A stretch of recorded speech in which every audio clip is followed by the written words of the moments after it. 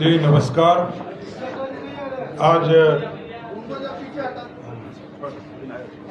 आज इस press conference में उपस्थित बिहार सरकार की माननीय मंत्री, बिहार सरकार की पूर्व उप मुख्यमंत्री आदरणीय रेणु देवी जी, भारतीय जनता पार्टी के नेता और भारतीय जनता पार्टी के विधान परिषद में मुख्य सचेतक आदरणीय संजय मयूख जी, मीडिया के सह प्रभारी बबलू जी, प्रभात जी, इस मंच पर उपस्थित सम्मानित साथीगण और इस मंच के सामने उपस्थित सभी प्रेस मीडिया के साथीगण, इलेक्ट्रॉनिक मीडिया के साथीगण, प्रिंट मीडिया के साथीगण, आज साथी हम लोग आपके बीच में ये बताने आए हैं कि भारत के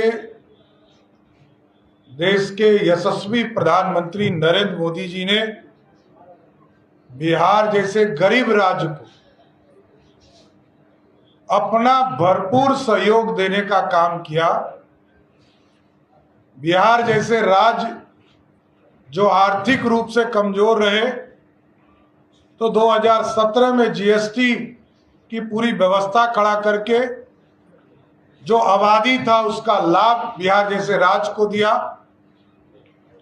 और देश में जब जब एनडीए की सरकार बनी, चाहे वो सरदे अटल बिहारी वाजपेयी जी की सरकार हो, तब भी विशेष सहायता बिहार को करने का काम किया गया। नरेंद्र मोदी जी की सरकार में 2014-15 में सहयोग करने का काम किया गया। और कल ही आदरणीय वित्त मंत्री आदरणीय श्रीमती निर्मला सीतारमण जी ने देश में जब बजट पेश किया, तो बिहार जैसे आर्थिक रूप से गरीब राज्य को, जहां बाढ़ की हम चिंता करते थे, इस बिहार को 11,500 करोड़ रुपया सिर्फ बाढ़ से सुरक्षा देने का प्रदान किया। इसके साथ साथ पहले से 2 हमारे एक्सप्रेसवे सिल्लीगुड़ी से गोरखपुर तक का और रक्सौल से हल्दिया 2 एक्सप्रेसवे हमारे स्वीकृत थे। कल ही देश के यशस्वी प्रधानमंत्री जी के नेतृत्व में 3 और एक्सप्रेसवे बिहार जैसे राज्य को मिला। बक्सर से लेकर भागलपुर, जो बिहार के बॉर्डर तक, पीरपैंती के इलाके तक होगा, उसको एक्सप्रेसवे बनाने का काम किया जाएगा। और इसमें पूरी व्यवस्था की चिंता की जा रही है। ये सिर्फ एक्सप्रेसवे नहीं होगा, ये बिहार के लिए मील का पत्थर साबित होगा। गंगा में चाहे वो सोन का पानी हो, चाहे वो पुनपुन का पानी हो, क्यूल नदी का पानी हो, बड़ुआ नदी का पानी हो, चाहे वो चानन का पानी हो, सबको स्टोरेज करने की भी व्यवस्था इस एक्सप्रेसवे के माध्यम से होगा। प्लांटेशन का पूरा एक कॉरिडोर बनेगा। उसी तरह बोधगया से वैशाली और पटना से पूर्णिया, अभी पूर्णिया खगड़िया होकर लोग जाते हैं, एक नया ग्रीनफील्ड हाईवे, सुपर हाईवे जो एक्सप्रेसवे है, उसको बनाने का निर्णय भारत की सरकार ने लिया। ये पूरी तरह यहां से जंदाहा से समस्तीपुर के रोसड़ा, सिमरी बख्तियारपुर, सोनवर्षा, दमदाहा और पूर्णिया हेडक्वार्टर जाने का काम करेगा।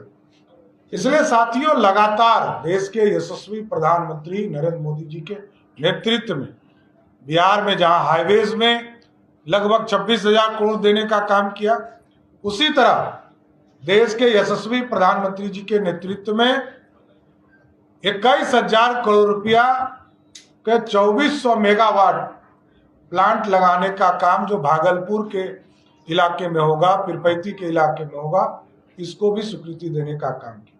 कई एयरपोर्ट्स हैं, कई हॉस्पिटल हैं।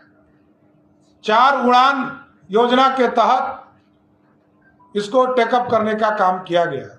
भागलपुर, मुजफ्फरपुर, रक्सौल और गोपालगंज, और राज्य सरकार के द्वारा भी कई एयरपोर्ट्स हम बनाने वाले हैं। राजगीर है, डेहरी है, सहरसा है। इन जगहों पर भी हम राज्य सरकार के माध्यम से, हम बेगूसराय है, ये सभी जगह पर एयरपोर्ट्स का निर्माण हम लोग करने का काम करेंगे। कई मेडिकल कॉलेज हैं, चाहे वो मुंगेर का मेडिकल कॉलेज हो या कई जगह जो अभी हम शुरू करने वाले हैं। 8 लगभग मेडिकल कॉलेज को इसमें जोड़ने का काम देश के यशस्वी प्रधानमंत्री जी ने किया है।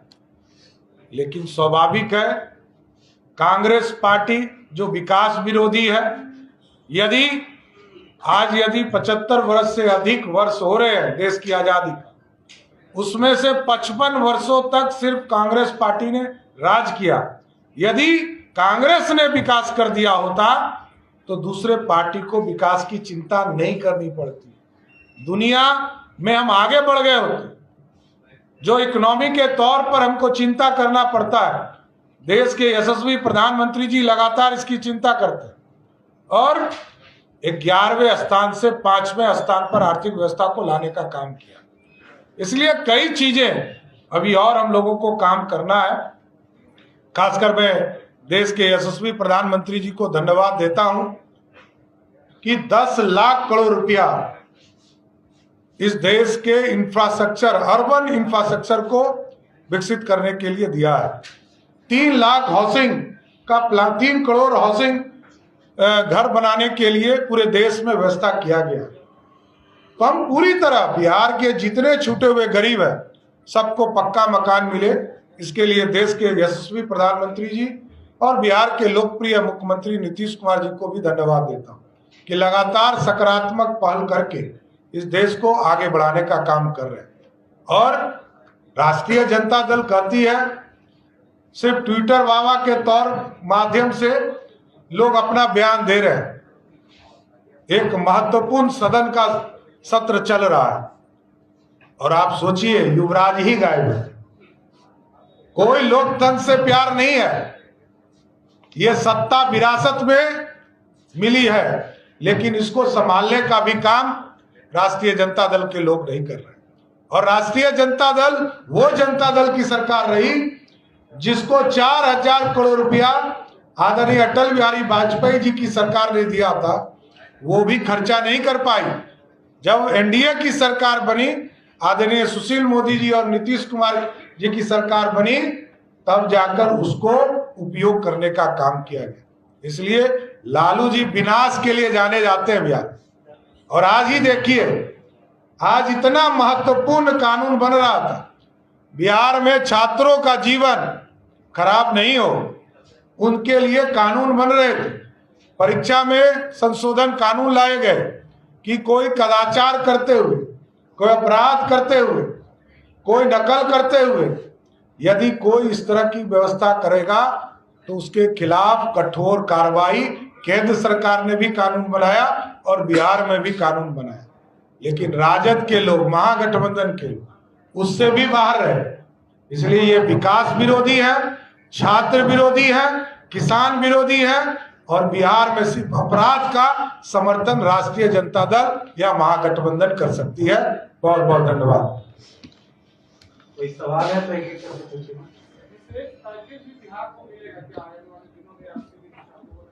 देखिए, ये विशेष तौर पर ही आर्थिक सहयोग है। नेपाल की पानियों से जो बाढ़ की स्थिति होती थी, उसके लिए भारत सरकार ने अध्ययन कराया।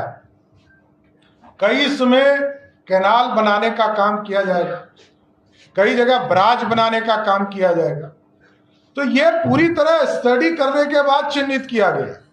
और इसके साथ साथ आदरणीय निर्मला सीतारमण जी ने जरूर घोषणा किया है कि नेपाल की भी सहमति ली जा रही है, उनके साथ भी जुड़कर हाई लेवल डैम बनाने का काम किया जाए। ये विशेष तौर पर आर्थिक सहायता ही है जो बिहार को मिला है।